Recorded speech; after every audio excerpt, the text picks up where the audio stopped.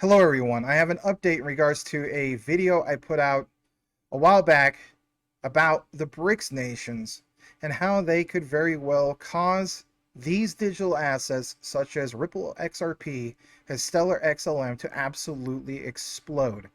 A lot of talk recently in regards to the BRICS nations and what they're doing, but it's de-dollarization. Could that actually be a real thing to cause our particular US dollar to collapse because these other nations would ditch the petrodollar? I'm not the only one talking about this.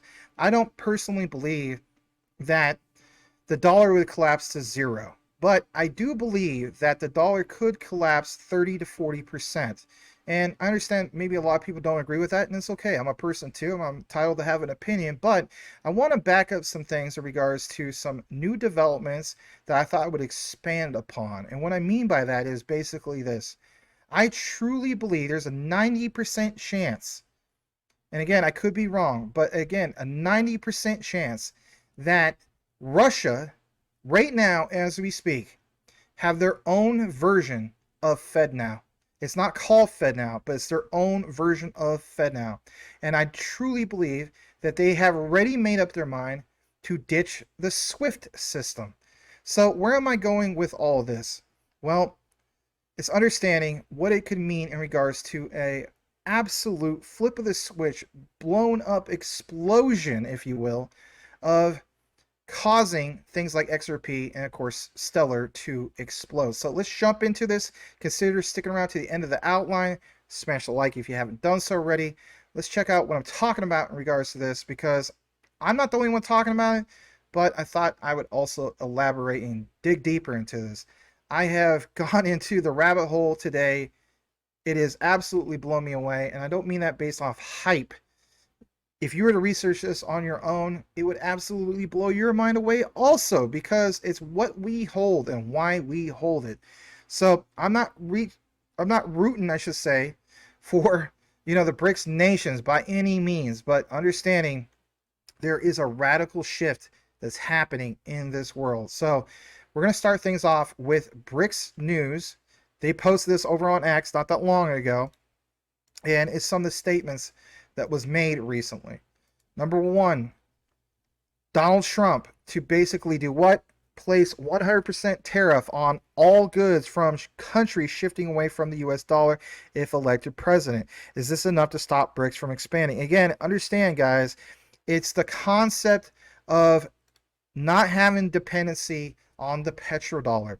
And when I get more into this example, and I'll give you a little tidbit here of VAKT, VAKT, to me, that was something that stood out in regards to tokenization, but more importantly, oil being tokenized. Probably the best example out there. And we're going to jump into that here in a bit as well. So this gets good, maybe bad, but good as far as, news. Two BRICS countries advancing towards launching a new currency. And as we see, new BRICS member Iran recently confirmed that it's working closely with Russia to launch a new currency. Ambassador to Russia from Iran, which is Kazim Jalali, said that the Islamic Republic is participating in initiatives that can help both countries to end reliance on the US dollar. Yeah, of course they want to do that, because how many times have you heard Iran say death to America? Think about it. The diplomat noted that creating a single currency with the framework of BRICS is currently being worked on. All right. Well, look at the quote. The creation of a new single currency within the framework of the BRICS Association is what Russia and Iran are working on. And that's, of course, to what was posted from this particular diplomat. But understand, supply and demand forces at place. Could it be the ones that we don't necessarily want to see? Well, would it also benefit things like XRP and Stellar? Well, could, but again, understanding, like it says from Watcher Guru, Donald Trump says he will lift U.S. sanctions against Russia because it's hurting the U.S. dollar. So, how is that the case, though? Well, it's the weaponization of, for example, the US dollar has driven mass de-dollarization over the last several years. They have primarily been driven by the BRICS bloc. Since 2022, Western sanctions have driven Moscow to seek increased trade in local currencies, with the economic alliance seeking to institute its own payment system. Lifting those sanctions would certainly provide an interesting development. I would agree with that. Jumping into this, a little bit more news from BRICS News. Over 50 countries ready to accept BRICS payment system and ditch, no, not the dollar, but ditch SWIFT. And again, I'm going to show you more, research to back that up. Jumping in a little bit more into this. Look at this for a second. According to this, BRICS payment system will offer an alternative to the US dollar. The crypto community reached to the news linking Ripple to the payment system. Ripple's association with BRICS and its products competing with the U.S. banks could influence the SEC's decision on whether to appeal. Russia's involvement in BRICS may complicate Ripple's position with the U.S. government. Keep in mind, this is reported even after the whole thing of Judge Annalisa Torres is issuing that final judgment. So that's worth pointing out. A little bit more in regards to this. Shout out to this lovely lady, Amelia, Crypto Barbie. BRICS Pay blockchain system to be announced next month at October Summit. Remember that BRICS states they have successfully, of course, tested XRP in the past. Is that true? A lot of people want to know, is that really, really true? Well, I'm going to jump more into that here in a bit. But when I see statements like this, that Moscow's exchange will list tokenized real estate in 2024, I mean, we're still in 2024 and it's almost ending. We're in the last quarter of 2024. At least I believe we are. September, October, November, December. I guess technically October would be, but pretty darn close. As we jump more into this, Moscow Exchange will list the tokenized real estate as digital financial assets, called DFA, but Russia's regulatory regime for tokenized conventional assets has their central bank that has been licensed in 10 DFA, by 10 DFA issuers, but it was granted to Moscow Exchange, which is the first DFA exchange license in, of course, dating back to August last month. So, is this similar to any type of other tokenization? Well, it is. It says that the keys of DFAs are fractionalized and it's all about programmability. Developers and construction companies will be able to get new funding source, according to Russian news outlet Izvestia. Several large developers are exploring the concept. All right, a little bit more about this. More from Ledger Insights. This is where I went down the rabbit hole. Other commodities like oil have focused on end-to-end traceability to support trade finance. VAKT, the blockchain platform for post-trade oil that links large parts of the sector, is now eyeing tokenization. Now think about that for a second. If we are talking about, which we are, the whole notion of what the BRICS nations are doing, well, it's obvious what they're doing. They are breaking away from the petrodollar, that reliance on the US dollar. And since there's not going to be so much reliance on it, or that's the only chosen one and there's other options out there, think about it for a second. If Larry Fink has given us hints of BlackRock, right? The tokenization of securities, the tokenization of, stocks being represented on chain, the tokenization of real world assets. Oil's a real world asset.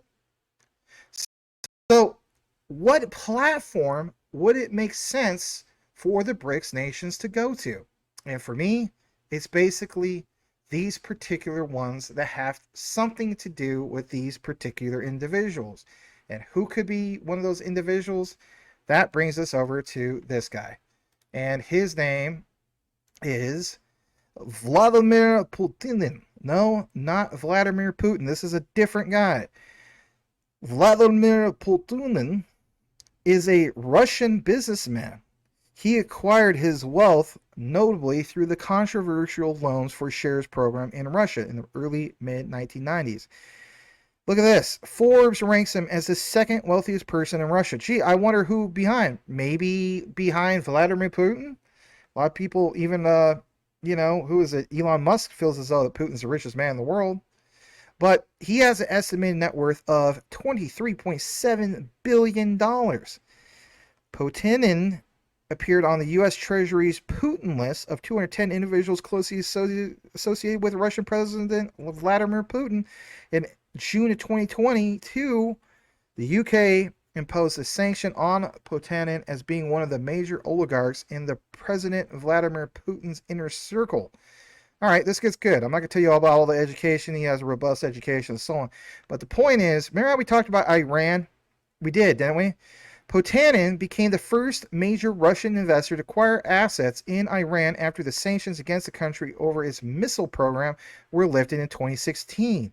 Through the investment fund, New Wender Capital Partners, he bought shares of Swedish Pomegranate firm, which is a shareholder in a number of Iran internet companies, which includes Digicala, the country's largest online retailer. The investment in Digicala was estimated to be worth $300 million. All right, what about talks about cryptocurrency? Well, right below that, Potanin is a member of the Russian Union of Industrialists and Entrepreneurs, which is called the RSPP.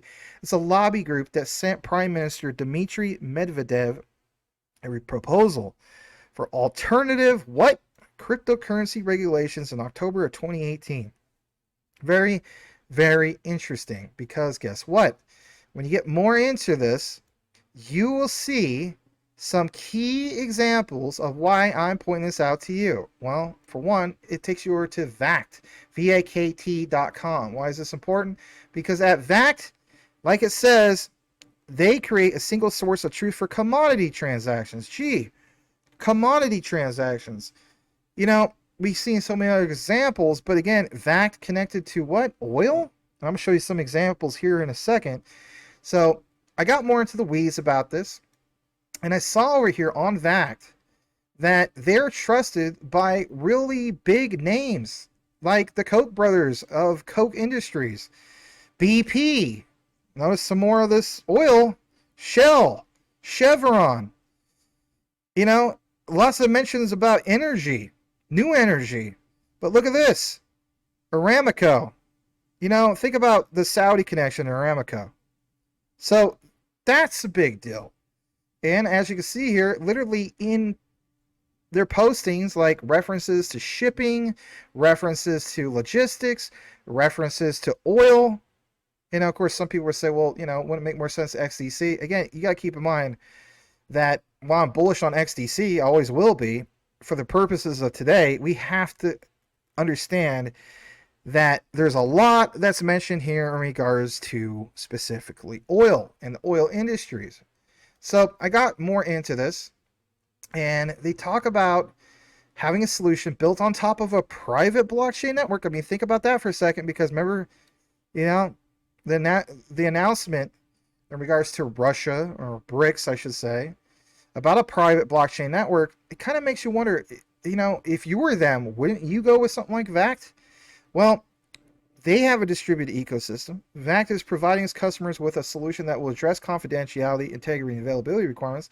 But are you aware that they are recently, I should say recently, but a while back, conducted external audits that made them basically ISO 27001 compliant and ISO 27017 compliant. I think, if anything, they even have a certification, okay? And I believe that's at the very bottom of the page. Yes, they are certified in those two particular ones. Now, you may be wondering, so what, Max? There's a lot of ones out there that are ISO compliant. I get you, but these two, understand that Polygon is ISO 27017, or excuse me, 27001 compliant or certified, and so is Jasmine as of recently. Now, why is that a big deal? Well, if you go over to, for example, ISMS Online, the ISO 27001 is, of course, an information security management system framework, right? And when you also go over to here on Fireblocks, yes, I did mention Fireblocks, okay? Understand that Fireblocks has three, not two, but three of these particular standards. They have the one I just mentioned, which is 27001 for security. They have 27017 for cloud. They also have ISO 27018 for privacy. And most importantly, everybody, like it says, it makes them The only crypto and Web3 technology company to achieve all three certifications. So that's interesting to see that. Well, again, understanding there's other platforms that we're not maybe aware of. So like it says, why is ISO critical for any company working with crypto or any organization? Well, it's standardization, but more importantly, it's the security, privacy, and what's put on cloud, even for the likes of Russia and the BRICS nations.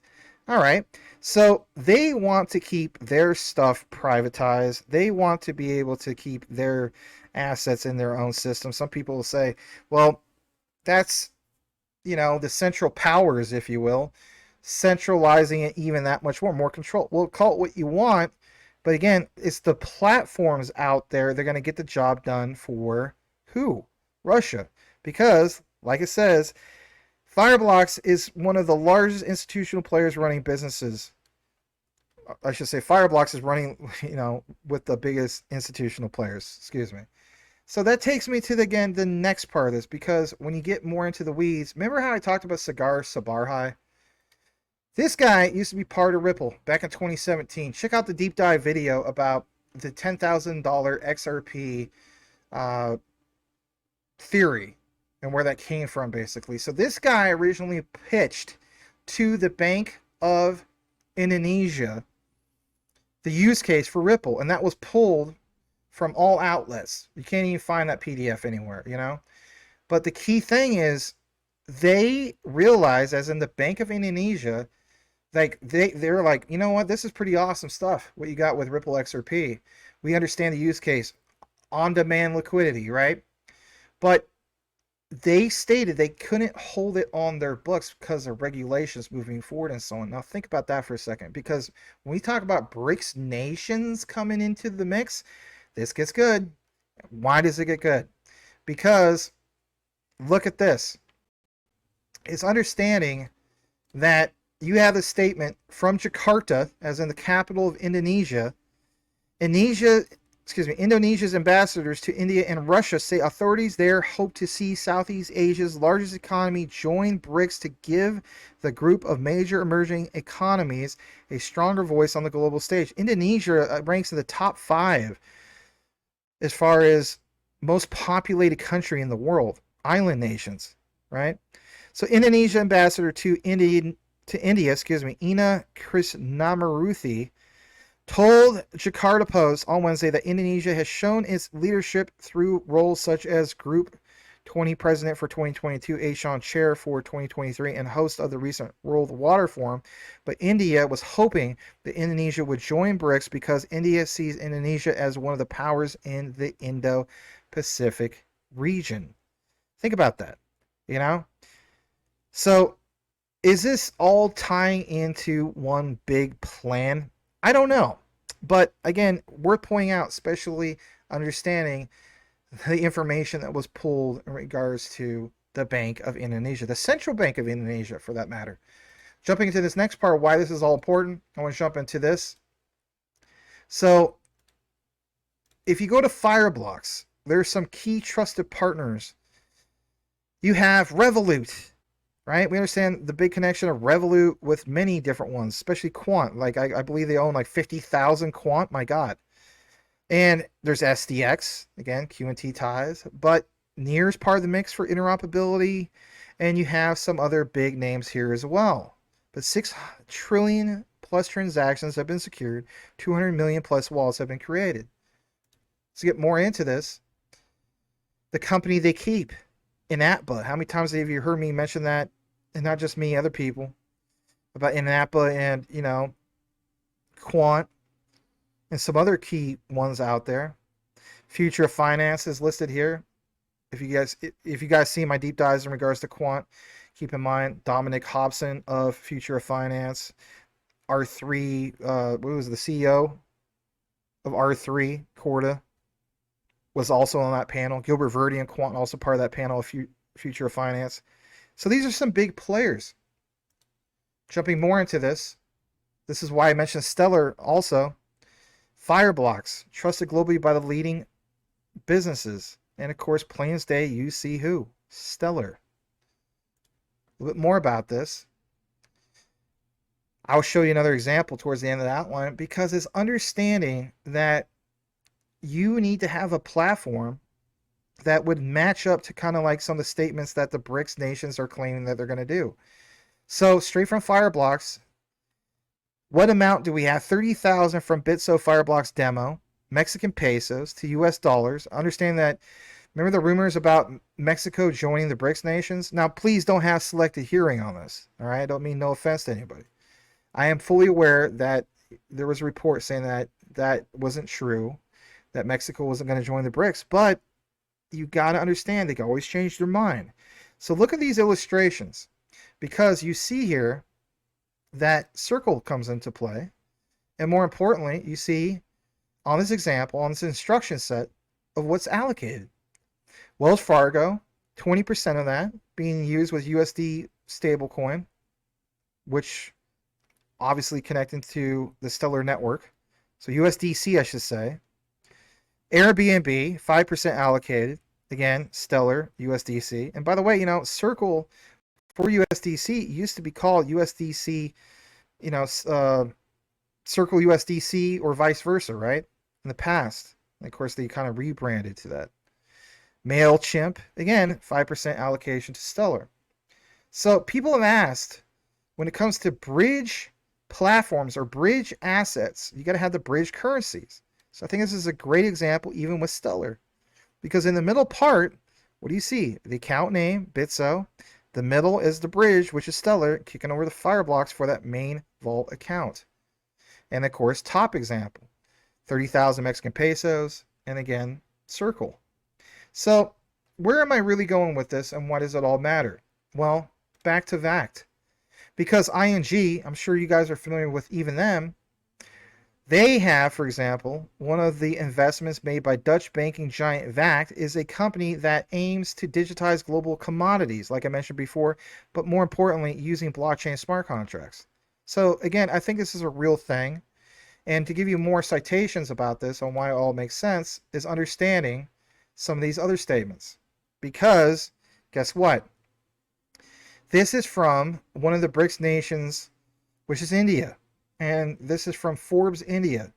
In this PDF from the magazine inscription of May 7, 2021, you see here, for example, that you have Equinor, and that's a company that's in Stavanger, Norway, but it's the oil giant that has put 10 oil and wind power projects on blockchain, including its new mega field in the North Sea. And more importantly, who was part of that as far as getting the job done? That's a blockchain platform. It's VAKT. Yeah, VAKT. All right, a little bit more about this. I want you guys to understand some key things in regards to this. So, it's understanding that when we jump more into some of these key areas, you see more references to VAKT. And why is that important? Because when we talk about custody, you will see more things in that reference about custody, even with the BRICS nations, but more importantly, Russia. So we know that the top 5 global custodians are things like State Street, Citi, BNB. Heck, I don't even know why they didn't mention, for example, BlackRock, but Societe Generale is cited here. And you're going to hear maybe a little bit more about that here in a bit. But more importantly, VAKT. Again, if we're talking about the BRICS nations, which we are, let's understand what they're going to strategically do. So VAKT, the oil and gas platform, trade finance platform, say what you want. They have this whole thing going on with Comgo, but the bottom line is that both bank-to-bank platforms and the DeFi project is targeted at retail clients because there's definitely an appetite for it. But again, oil and gas platforms being tokenized, think about what the BRICS nations literally are trying to do or already have. They're just trying to get more of that motion together. Because guess what? I'm going to take you back to Fireblocks. Because even on Fireblocks, when I showed you some of those examples, some people might not even know about Fireblocks. So, multi-blockchain support. Again, did we not just talk about custody? Yep. They manage tokens on 35 plus blockchains, and they're the leading token standards such as ERC, SPL, XRPL, and more. Again, XRP. And I'm not saying that, for example, Russia goes with, or the BRICS nations go with something like Fireblocks, but again, it's something that would be similar to that. Or it could very well be that. And some people say, nah, I don't know. That's a stretch. But again, understanding that there's other particular platforms. But again, we want to see the settlement of what? XRP. So that's also worth pointing out because, again, this jumps over to this next particular part. So when I give you the citation from the Russian central bank, all right, the Central Bank of Russia, one of the key things I mentioned in the PDF from, Russia to English and the interpretation is the Ministry of Finance. And so here's the thing. You have to keep in mind, again, this citation from the demo of Fireblocks. You have Ministry of Finance as being the issuer. You have, for example, in this example, Ethereum, but it's the minting of such tokens and how it's basically done. And you see basically 528 bond tokens. Well, even with Stellar, how many times did we say that they're going to lead asset tokenization, but more in particular, the tokenization of bonds? So that makes sense. But that was Stellar. What do we see on the right side of the screen here next to the number 54?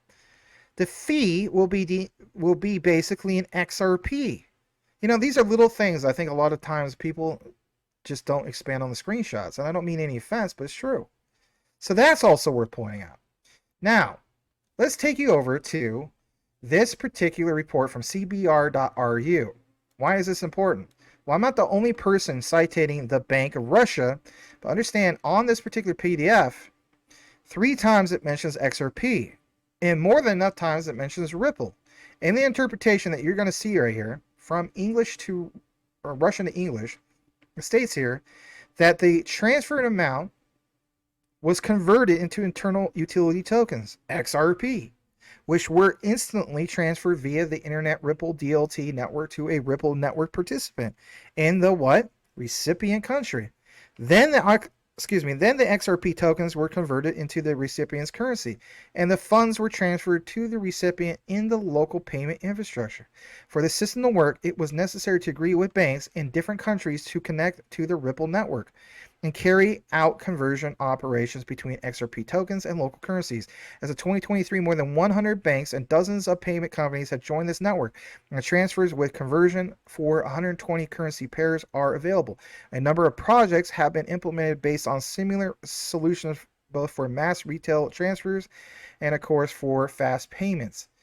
So, everything I just mentioned to you guys right there, does that not seem like it's literally written exactly like what you saw, for example, from Fireblocks? I think it basically is. But is Fireblocks just like another representation of like things like VAKT? I think it also is. But VAKT is more focused on oil. Again, these are all possibilities, but all worth pointing out. But more importantly is understanding, is the Central Bank of Russia truly using, like it says here, the XRP, like the Ripple system? Here's the interpretation from Russian to English about a diagram of the mechanisms of cross-border money transfers, of course, in the Ripple system. You see the US dollar, the senders, Japanese yen even, and it's the exchange of that transfer of internal tokens. XRP is that bridge currency, transferring of the tokens, and of course kicking it over to a token exchange to the recipient's currency, whether it's like the examples that we've shown from, Fireblocks, Mexican Pesos. See, that's why I showed you that. I don't know if anybody caught that. Filipino pesos, or even, Thailand's baht. So that's worth pointing out. All right, a little bit more about this. And I know this is quite the deep dive, and sometimes people don't like them, but that's okay too. I'm going to be mean, and people can do what they got to do. So I want to take you over to this other citation. A shout out to this guy, XRP Drops. The Bank of Russia report, June 2024, mentions Ripple 6 times and refers to Ripple's former smart contract solution, which is Codius. And I'll show you a little bit about that here in a bit.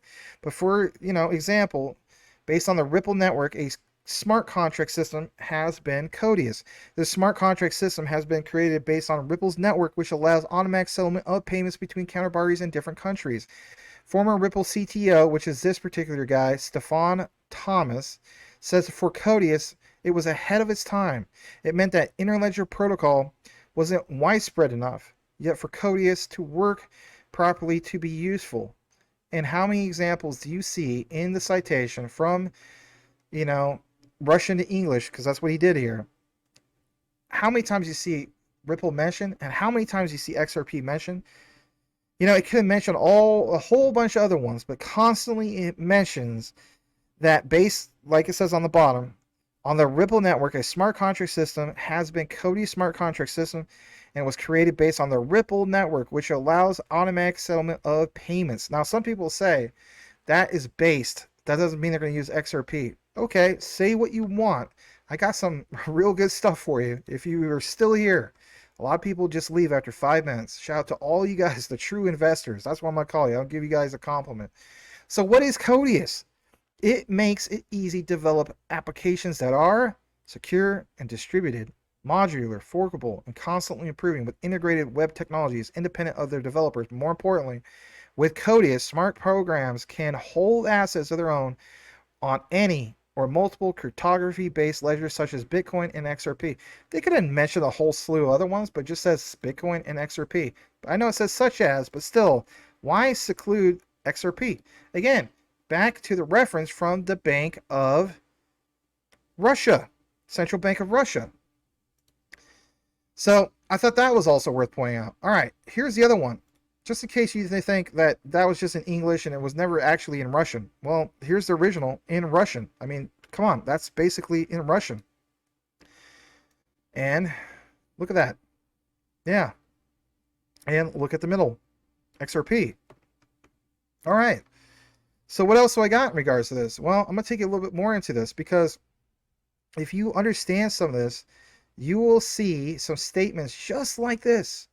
And what does it say? It says from Kitco, BRICS Bridge Digital Payment System, again, now we're focusing on a system, will be a bombshell globally, says Chairman of Russia's Federation Council.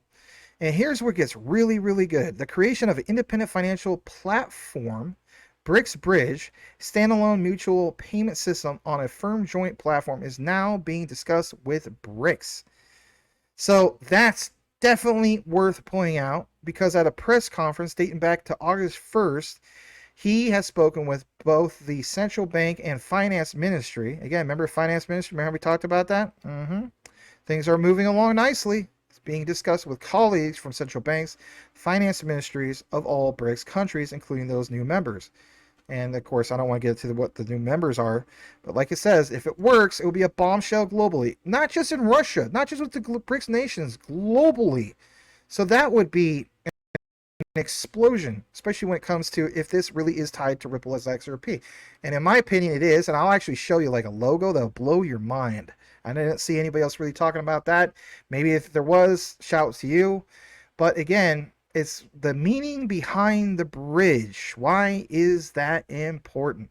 Well, it could mean that the BRICS Bridge project would have a particular logic. If Russia exports to India and doesn't want to receive rupees, they could agree that India pays in Chinese renminbi or a UAE dirham.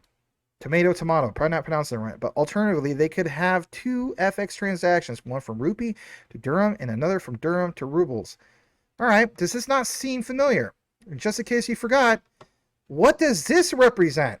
The same exact thing, everybody. And what do you see on that example? Stellar. So that's worth pointing out. That is definitely worth pointing out. And that's why I want to share it with you guys, because we gave you guys examples of both XRP and this time again with Stellar. So that was definitely worth pointing out, right? And of course you see Circle for the stable coin. You see Stellar with the lumens. Yep, that's right. So, I put out another video in regards to the lumens. You might want to check that one out as well. And again, understanding VAKT, part of that whole mix. So, You know, just in case you forgot, there it is on the screen once again. And what stands out, again, all these ones are tied to oil. BP, Shell, obviously Chevron, and of course, like the one that's going to show up on the screen here in just a bit, that one, Aramco. Probably not pronouncing that right either, but we are all pretty much familiar with that one. All right, so talked about Codius, you know, talked about numerous times. And what's interesting is when you see statements that within the blockchain community, Codius can help make blockchain more mainstream. Another developer who's West Wind, what a name, plans to use it to create an open source tools for the XRP community. So lots of talk about XRP, Codius, and references to Russia. You know, I think that's all definitely worth pointing out. And as I got more into some of this weeds of some of these things, you know, I saw some of this talk, and I know that this is in Russian, but how many times do you see this? ISO20022 from that report of the Central Bank of Russia, constantly being mentioned here. Actually, a total of 54 times. And I'm not going to take the liberty of translating all this, but it did lead me down the rabbit hole, especially when we see things like FedWire and so on, because it took me to here. And if anything, if this doesn't blow your mind, nothing will. Are you aware there's an ISO20022 RU? Now I get it. The green guy, the big buff green guy, has always referenced like Ripple.ru. But what about ISO20022 RU? Call this a bombshell, call it mic drop, call it whatever you want. But this is something that I personally have not seen. Maybe you guys have seen it. But let's full screen this, because guess what? Here's your boiler mash stick in the stew moment. Top left of your screen. Does that not look like a darn Ripple logo? Now it connects right there, right? But come on, man. I mean, look at the little Ripple logo on the top left. I mean, it's basically a lot like Ripple. Absolutely is a lot like Ripple. In fact, let's just take you to this. Anybody can do a basic search. Look at that. Look at the similarities of Ripple's logo, and look at the similarities of ISO20022RU. Go to ISO20022.RU. You can interpret it from Russian to English. But look what it says. Standards and practices of use of ISO20022 International Standard in Russian Federation. And more importantly, it's understanding, like they even have a timeline, but it's obvious to me that they're going to use ISO20022, but they're going to ditch Swift, right? They're going to definitely ditch Swift because, for one, Swift put sanctions on them, but more importantly, if they build their own thing and they ditch, obviously, Swift, can you imagine the supply and demand forces for what BRICS has to offer? I mean, there's a radical shift going on in the world. Get a little bit more into this. Look at this for a second. They talk about some of these key things, and they have regulatory documents to back this up. But again, this dates back to that 2018. And, you know, if you think about 2018, look at this. Federal law of June 27, 2018, payment system, the Bank of Russia. Now, just in case you forgot, remember at the very, very beginning of all this, what did we talk about, guys? We talked about this. And that is how Vladimir Potanin is a member of the Russian Union of Industrialists and Entrepreneurs, but he had a proposal for alternative cryptocurrency regulations in October of 2018. Doesn't that fall in line with what you saw from the ISO 222 RU site? Absolutely it does fall in line with that. Because, as you see, this is June, and then he has what is basically apparently in October. So, again, 2018. Interesting to see all that. And more importantly, it's this other particular statement, because here's the thing. If you were to jump over to the SPFS because this is basically, in my opinion, Russia's version of SWIFT. Okay, it's a system for transfer of financial messages, and it's abbreviated as SPFS. It's a system that has been in successful development since 2014. Okay, and when you jump further down, it mentions specifically in some of these citations that the Russian government was in talks to expand SPFS to development countries such as Turkey. Well, Turkey is also applying to join BRICS. And of course, you see Iran. As of 2018, owing to its limitations, the SPFS system was seen as a last resort. Think about it. Come on, guys. Jeez, let's just jump back in the front. Think about this for a second. Last resort. Sanctions were put on Russia, obviously, because of the Ukraine war and so on. So that was put in as last resort. So if that was put into last resort, was this birthed out of the original time that Russia attacked Crimea or attacked Ukraine, the invasion of Crimea? I think it basically is. They put this in place knowing that the West would do something. There'd be there would be repercussions, I should say, for all this happening. Okay, I've been talking and reading too much today, so my lingo is not perfect right now. But yes, there's an answer for, every action has a reaction. That was birthed out of this. As we can see here, and I'm gonna full screen it. This is good stuff as well. You will see that was birthed out of that as a last resort. So rather than as a full replacement for the SWIFT network,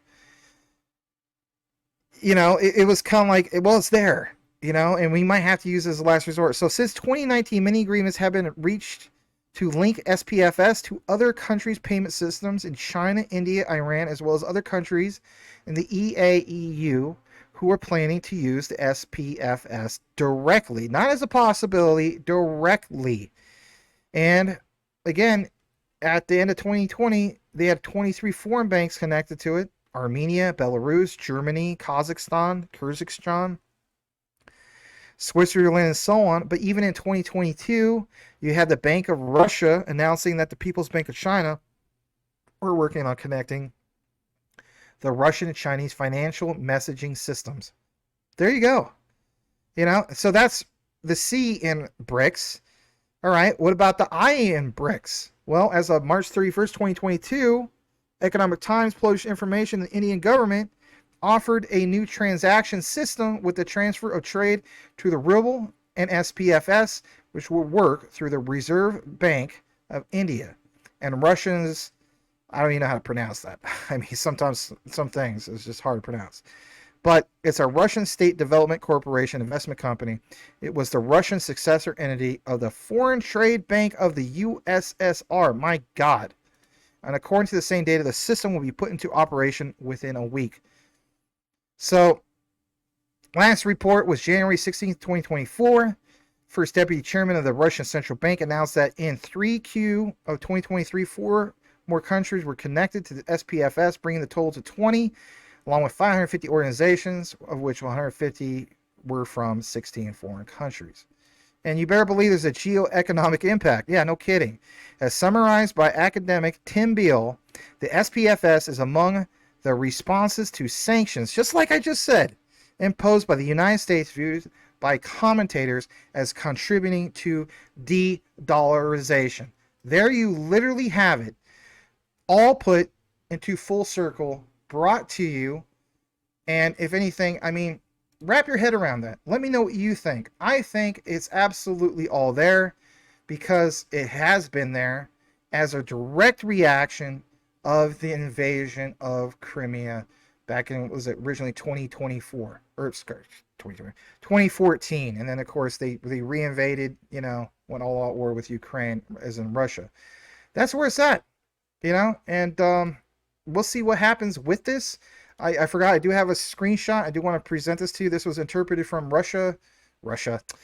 Russian to English. Look at this. And again, remember that model I just showed you in regards to some of those examples, okay, from, you know, what is it, Fireblocks, and then also from the Central Bank of Russia. So look at this, just for a second. Hopefully you can see this. This gets good. We'll close it out with this. User as an SPFS user, kicking over to messaging via the system.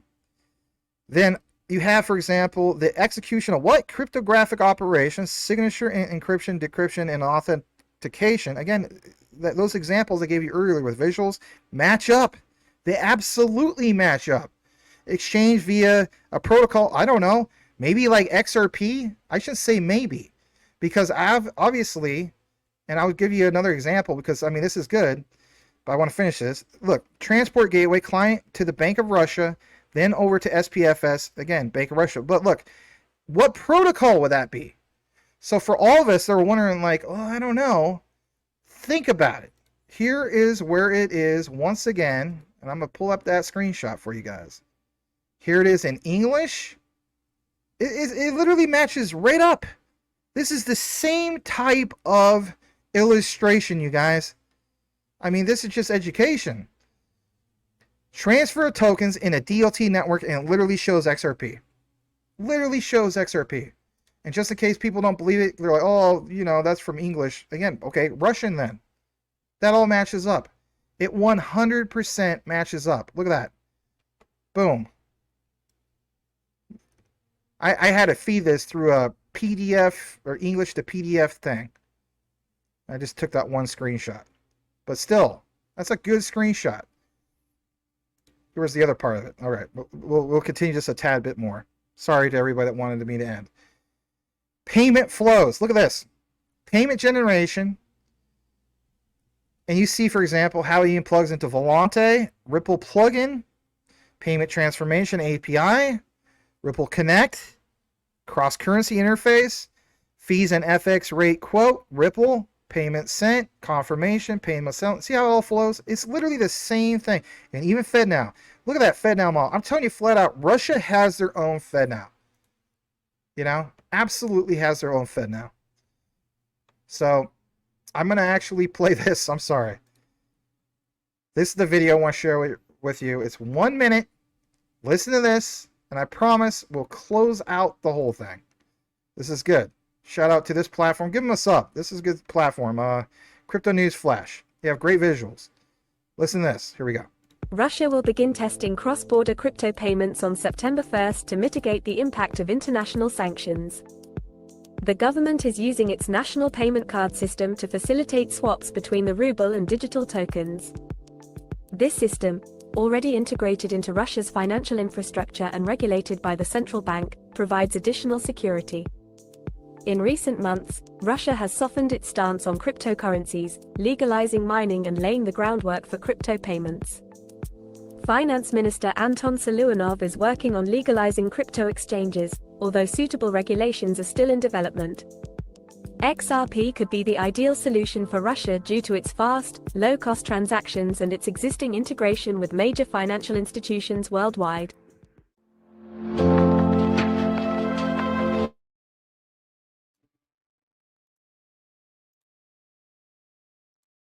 All right. So guys, that's going to wrap it up. I know that was quite the deep dive. I was saying to myself, oh man, try your best to, you know, not do more than a half an hour, but it is what it is. For all you hardcore guys, you stuck around. And with that said, you know, if you're a person that's not a hardcore person and on the cusp of like, hey, you know what, that was interesting, I stayed to the end of the outline. Do me a favor, you guys know how it goes. Here's your code word.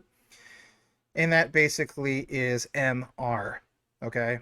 Actually, it's 2 letters. Short for what? Mother Russia. Yes, that's right. Type in MR into the comment section of this Maximus Crypto, and I will know that you listened to the whole entire outline. So with that said, thanks for listening to the DPG Maximus XRP XLM BRICS Nation update. May you skit skit and may you bang bang. We will see you on the next one. If managing your crypto feels like solving a puzzle, it's time to switch to Decent Wallet. Say goodbye to complicated setups and hello to Decent Wallet, the hassle-free solution to your digital currency needs. With just a few taps, you can manage, track, and secure your crypto with unmatched ease. And here's the best part. Grab your Decent Wallet at a discounted price by using the referral link below. Don't miss out on making your crypto experience smoother and more secure.